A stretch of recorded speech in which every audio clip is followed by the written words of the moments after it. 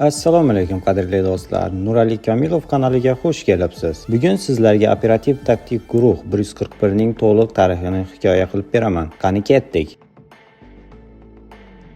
Modern Warfare 1 voqealaridan so'ng Rossiyada ultramillatchilar hokimiyatni qo'lga kiritishadi. Shu bilan birga Yaqin Sharqda ekstremistlar yadroviy bomba portlatishadi. Shu sababli NATO butun dunyo bo'ylab terrorchilik hujumlarining oldini olish maqsadida yangi ko'p millatli maxsus bo'linma tashkil etishga qaror qiladi. Bu bo'linma operativ taktik guruh 141, qisqacha aytganda OTG 141 deb nomlanadi. Guruh rahbari etib AQSh armiyasi generali Gershel von Shepard tayinlanadi. U o'z bo'linmasi haqida shunday degan: Bu 141-otryad. Sayyoradagi eng yaxshi jangchilar safiga xush kelibsiz. Haqiqatdan ham OTG 141 tarkibiga faqat eng chidamli va qattiq saralovdan o'tgan jangchilar qabul qilingan. Guruh tarkibida dunyoning turli mamlakatlaridan taxminan 80 ga yaqin nafar operativ xodim bo'lgan. Endi esa guruhning eng mashhur a'zolarini eslab o'tamiz. 2011-yilda Ghost Ukrainadagi Lysychansk shahrida garovga olinganlarni ozod etish operatsiyasida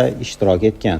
Bu OTG 141 jamoasi ishtirok etgan ilk qayd etilgan operatsiya hisoblanadi. 2013-2016-yillar orasida rus tadbirkori Kriglerni ozod qilish bo'yicha maxfiy operatsiya o'tkazilgan. OTG 141 tarkibidagi SAS jangchilari ultramillatchilar tomonidan egallab olingan samolyotga kirib, barcha qarshilik ko'rsatilganlarni yo'q qilgan. Garovdagilarni qutqarib, muvaffaqiyatli evakuatsiya qilishadi. Ular shu paytda shunday degan: Bu maxfiy operatsiya edi.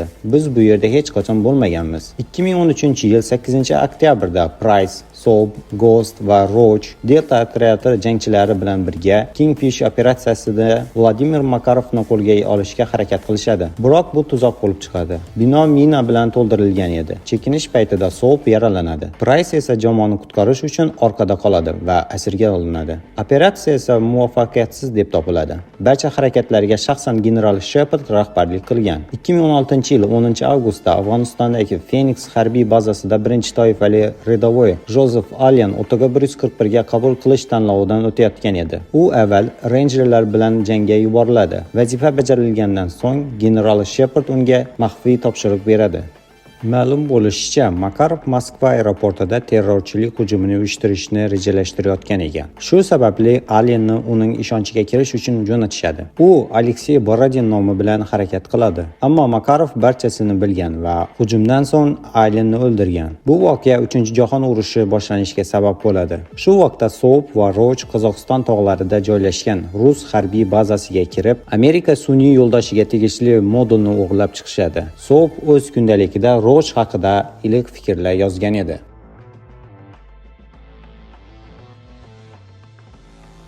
Aeroportdagi teraktdan so'ng OTG 141 ning asosiy maqsadi Makarovni yo'q qilish bo'lgan. Guruh Braziliyaga yo'l oladi va uning sherigi Aleksandr Roxasni qo'lga oladi.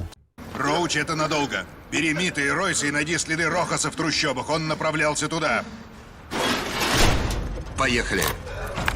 So'roq paytida ular Makarovning asosiy dushmani 627-mahbus ekanini bilishadi. Otryad neft platformasini egallab, keyin AQShning 6-floti bilan birga Gulagga borib kirishadi va mahbusni ozod qiladilar. U mahbus kapitan Price edi. Kapitan Price'ni yana otryad qo'mondoni qilib tayinlashadi. Keyinchalik ma'lum bo'lishicha, general Shepard xoin bo'lib chiqadi. U Ghost va Roachni o'ldiradi.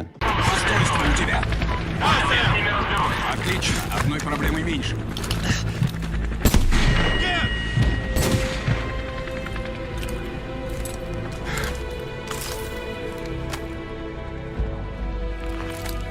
Район очищен.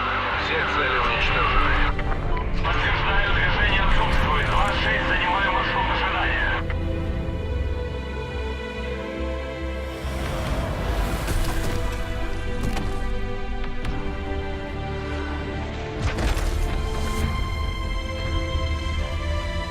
Коулс, это Прайс, прием! Люди Шепарда напали на нас на свалке! Соул, держи левый фланг! Шепард предатель, повторяю! Шепард предатель! Соул, пригнись!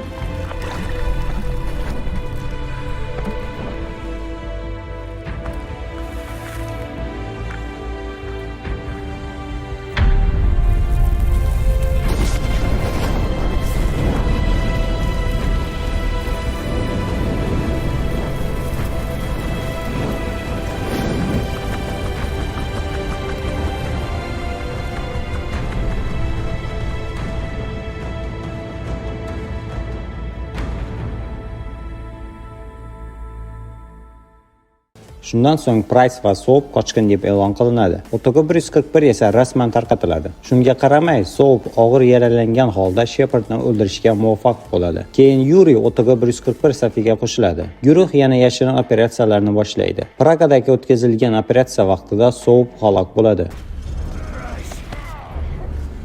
Сейчас, Соул, не думай ни о чем. Ну же, друг, не бросай нас. Прайс, ты должен знать. Макаров знает Юрия. Нет. Соул! Соул! Нет! Прайс! Нет! Надо уходить! Быстро! Отвали!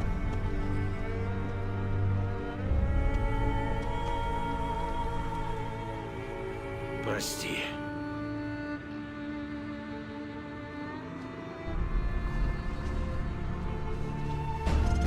Uning so'nggi so'zlari Makarev Yuriyni taniydi. Oxir-oqibat Price va Yuri Makarovni quvib yetishadi. Dubaydagi hal qiluvchi jangda Yuri Price'ni qutqarish uchun o'z jonini fido qiladi. Price esa Makarovni o'ldirib, barcha safdoshlari uchun qasos oladi. Otega 141 dan faqat Price, Nikolay va Ormla tirik qolishadi. Qolgan barcha jangchilar turli janglarda halok bo'lishgan edi. Otega 141 Call of Duty olamidagi eng mashhur maxsus otryadlardan biri hisoblanadi. Ular butun dunyo bo'ylab janglar qilib jonlarini fido qilishgan. 3-jahon urushini oldini olishgan. Sizga Otega 141 jamoasidan qaysi jangchi ko'proq yoqadi? Izohlarda yozib qoldiring. Hammaga katta rahmat. Video yoqqan bo'lsa obuna bo'lishni va like bosishni unutmang. Tez kunlarda ko'rishguncha, xayr do'stlar.